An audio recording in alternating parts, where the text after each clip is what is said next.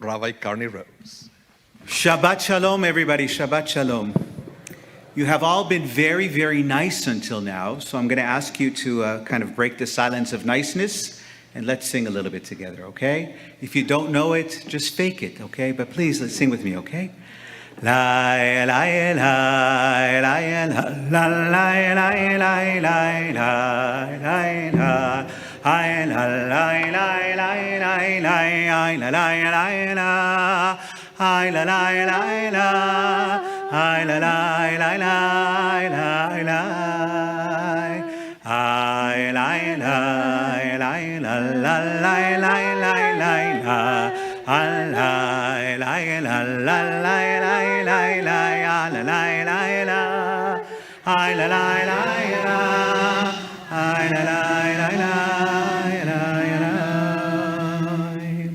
Once again, thank you for the warm welcome. A special thank you to all the leaders, lay and professional, who've made such an emphasis on making sure that we felt comfortable and at home. We really do. I appreciate all the wonderful wishes and telephone calls and emails and the good, delicious food. Gun's Bakery yesterday, my God. I think I arrived at Gan Eden, the Garden of Eden.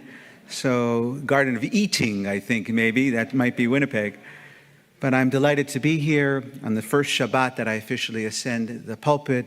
I want to thank my colleagues for making pathway for us. You should know that real leaders know how to set aside their own egos to make space for other people.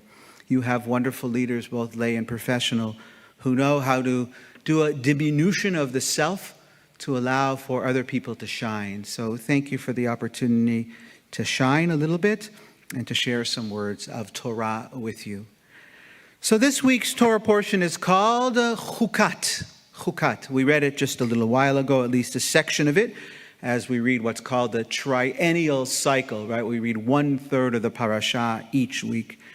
And it includes famously, yet heartbreakingly, an episode that we all know from the book of Numbers, chapter 20, verses 7 through 13. Here's the background of this challenging tale. There's no water, and the Israelites do what Israelites do back then, and maybe even till this very day. They call out to God, and they call out to Moses, and they say, "We're going to starve. We're going to die. You have to help us." Moses and Aaron do what Moses and Aaron do. Interestingly enough, Aaron doesn't get anywhere near enough credit in this entire Torah, but one way or another, he gets some credit. They pray to God for help, and God tells Moses to speak to a rock,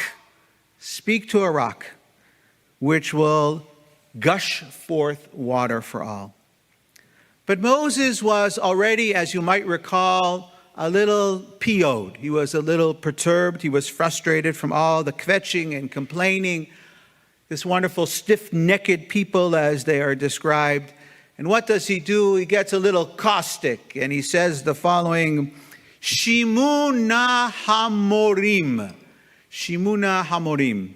And anybody who speaks a little bit of Hebrew knows that Hamorim sounds a lot like Chamorim, which actually means donkeys. Listen, you donkeys. Do you believe that God doesn't have the power to bring water from a rock?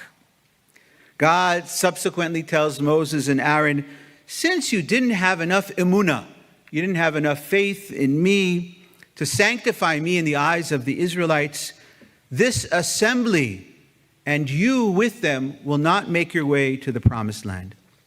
Doesn't it seem a little unfair? Moses and Aaron did so much on behalf of the people of Israel, guided them, schlepped them through the desert.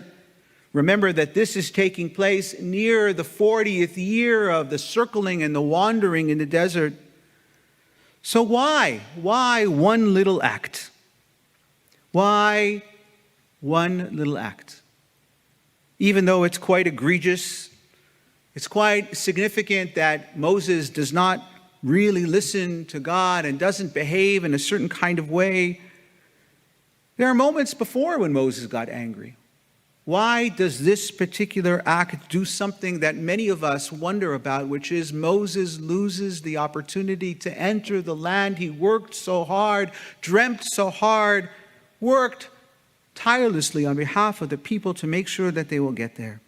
Why is this one act determinant of the future of Moshe Rabbeinu? To understand this reality, I want to take you ahead in history. That's one of the nice things about giving a Devar Torah and living in the rabbinic reality. You can skip from one place to another without any lapse of time. You can be in two places at one time with only one tush.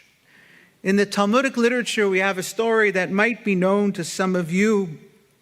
Some of you remember the great heroes of comic books. Anybody a comic book person? Remember Spider-Man or Superman? You remember that all of these wonderful comic book heroes, what do they have? They have origin stories, right? Get, bitten by a spider and you become powerful or whatever it is. In the Talmud, there are wonderful origin stories only for select individuals. And amongst them is Rabbi Akiva, who might be the greatest rabbi of the Talmud. He was a simple and unlearned individual. He was a shepherd like many of the leaders of our people. Rabbi Akiva was standing, according to the legend, at the mouth of an entranceway to a cave. And that cave had carved stone. And he asked the question, the water drips here in this cave, and therefore the water has done something very interesting. It has carved out a kind of a cave through the water. Akiva had imagined someone had carved the stone himself, an individual. But we find out that it was not carved by hand, but rather it was what? It was carved out by the droplets of water, which were tip, tip, tip, tip, tipa by tipa, drop by drop. In this encounter, Akiva learned something really remarkable. He learns the following, and I want to quote it correctly. If something soft can carve something hard, then all the more so the words of Torah, which are like steel, can engrave themselves on the hearts of flesh and blood. If something soft can carve into something hard, then the words of Torah can carve their way into the hearts of humanity. He dedicated his life from that moment forward to learning and teaching Torah. He started with the Aleph Bet, Aleph Beis, started right at the beginning, grade 1. And he started to learn in his son's classroom. Can you imagine how humble you need to be to go to your son's classroom to learn? And then he became ultimately one of the great sages of the Talmud. This lesson, I believe, is a vital one for all of us and for all peoples everywhere. Sometimes it's the softer things that make a difference in our lives.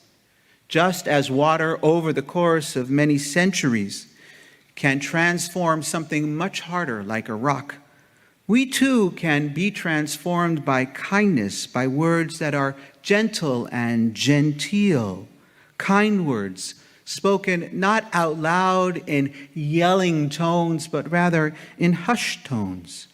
They can change the hearts of individuals and lead us in a much better direction.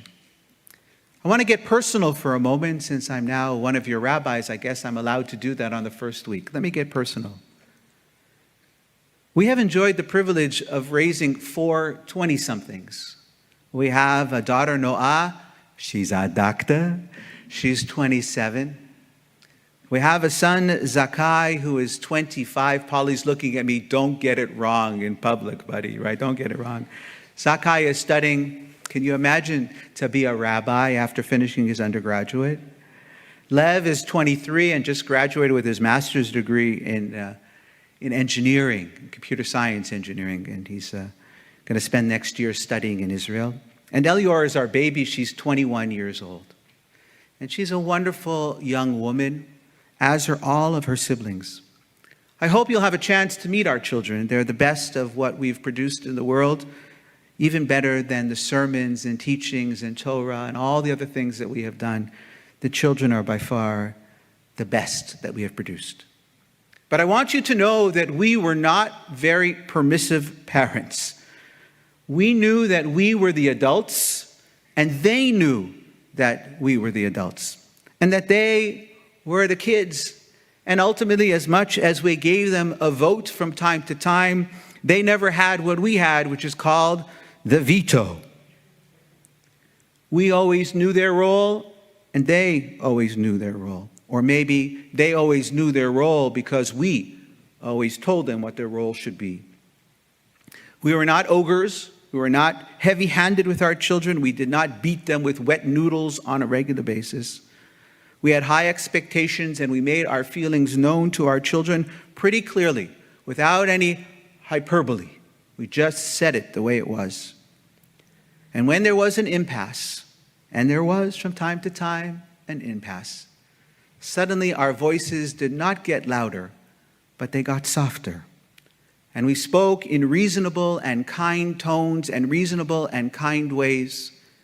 And I think the reason we did that was because we learned this Talmud well long before we even knew the section from the Talmud, which was that sometimes gentility is the best way.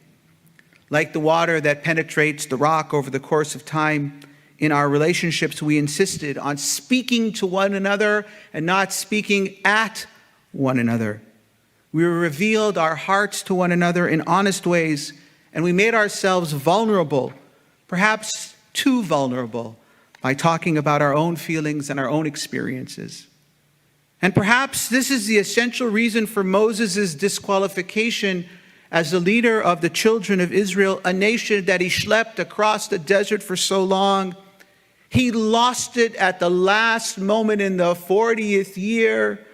For 39 years, he kept himself by and large in check and didn't go mishuga when the children of Israel swayed from the derech, from the path. But rather than maintain a sense of calm when everybody else was losing their head, he had done it so well for so long, he mamish just lost it. And for all of his greatness, Moses, the greatest leader of all time, did not learn the lesson that is probably the most important lesson of the Torat Chaim, the Torah of life, which is our Torah. That if you want to have a life that is lived well, you can't be popping off every Montik and Donnerstag every Monday and Thursday. The lesson is taught that it's not by might, but rather by gentility and perseverance and forbearance, which means savlanut, which means that you have to be calm when everybody else is not so calm. In our day and age, we need to learn this. We live in a world of instant soup and instant this and instant that. We want everything in a moment. Click a button and everything appears in front of you on a computer screen and you have everything that you need. Just do a Google search. I think the great lesson that we can learn from Rabbi Akiva and from this Torah portion is that people who think instantaneous gratification or instantaneous answers are the way to go are missing the point of what it is to be a ben Adam, to be a human being created in the image of the divine. For we all know that even God took 6 days to create the world. God had to have the savlanut, not to snap God's metaphorical fingers and say that the world comes into being, but rather it is a process spoken in hushed tones, with love, with gentility, with respect, that will create a generation of Jews into the next era who will emulate derech eretz. Derech eretz means just being a kind, caring individual. By the way, 2 words in Hebrew take 10 words in English to explain it, derech eretz. We should live in a time and a place and be people who are conscious of gentility. We should be conscious of the fact that we are humans and we are flawed, and that means that other people who are humans are also flawed. We should be principled and committed to the values and ideals of the Torah, and we should work to create impeccable character. Genteel, kind, loving, and patient. If I could think of anything else, I would add it to the list, but I think that is, as they say, genug dayenu. May it be God's will that we learn from Moshe Rabbeinu's lack of all of those things at this moment, how we should comport and conduct ourselves in the world.